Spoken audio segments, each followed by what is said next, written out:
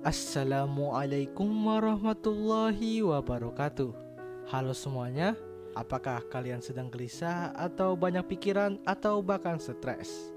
Video ini cocok sekali untuk Anda karena di video ini Mimin akan membagikan beberapa ayat-ayat Al-Quran yang dapat meredakan rasa gelisah atau bahkan bisa menenangkan hati Anda. Tanpa basa-basi lagi, langsung aja kita ke pembahasannya.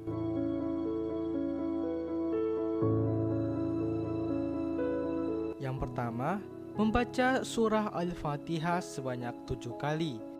Surah Al-Fatihah sebagai pembuka dari kitab suci Al-Quran memiliki banyak keutamaan.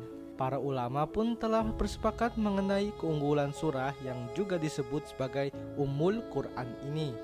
Rasulullah Shallallahu Alaihi Wasallam bersabda, "Demi zat yang jiwaku ada di tangannya, Allah Subhanahu wa Ta'ala tidak menurunkan surah yang setara dengan surah Al-Fatihah dalam Taurat dan Zabur, bahkan dalam Al-Quran." Hadis Bukhari dan Muslim. Yang kedua, membaca ayat kursi atau Al-Baqarah ayat 255. Ayat kursi diyakini punya posisi penting dalam penyembuhan jika dibaca bagi mereka yang sedang sakit. Allah Subhanahu wa Ta'ala akan memelihara orang yang membacanya dari seluruh kejahatan, keburukan, dan penyakit. Ayat ini sangat disarankan untuk dibaca pada saat pagi dan sore hari. Yang ketiga, 2 ayat terakhir surat Al-Baqarah. Rasulullah Shallallahu Alaihi Wasallam menyebutkan, barang siapa yang membaca 2 ayat terakhir surat Al-Baqarah pada malam hari, maka Allah akan melindunginya dari berbagai keburukan, penyakit, rasa khawatir, dan gelisah. Yang keempat, surah Al-Ikhlas.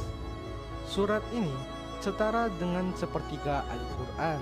Sebagaimana dijelaskan Rasulullah SAW, surat ini mengandung makna tentang sifat-sifat keesaan Allah Subhanahu wa Ta'ala yang tak ada di ayat lainnya.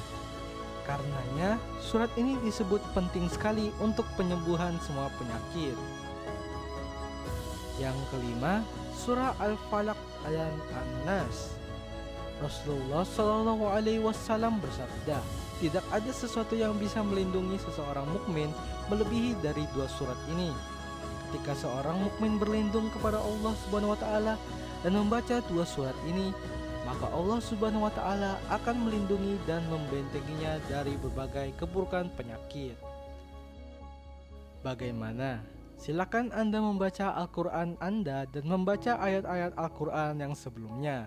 Jangan jadikan Al-Quran sebagai buku pajangan karena Al-Quran merupakan pedoman hidup untuk kita dari Allah Subhanahu wa Ta'ala.